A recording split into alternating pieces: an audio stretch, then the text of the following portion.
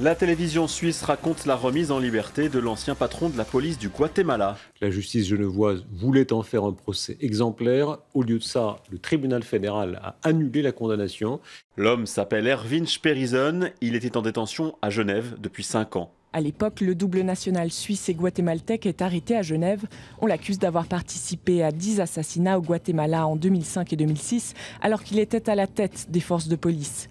Condamné d'abord à la prison à vie, la procédure a donc été annulée. Un nouveau procès devra intervenir.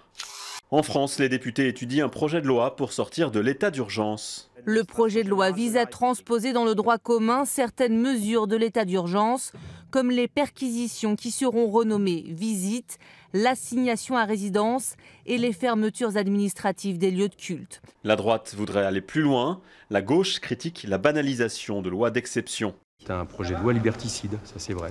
Jusqu'à maintenant, on avait toujours élevé le degré de protection de nos concitoyens. Là, on va l'affaiblir. Au Québec, la montée des mouvements d'extrême droite inquiète. Ça fait longtemps que l'Europe y est confrontée.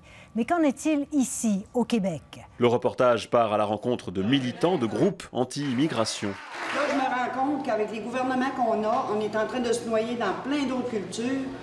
Puis même les Québécois ou les... On va tout perdre, là. Au Québec, on compterait une trentaine d'organisations dans la mouvance de l'extrême droite, dont certaines plus radicales. Ce qui inquiète surtout les policiers, ce sont les individus qui gravitent autour de ces groupes, des individus qui pourraient se radicaliser et commettre des actes de violence.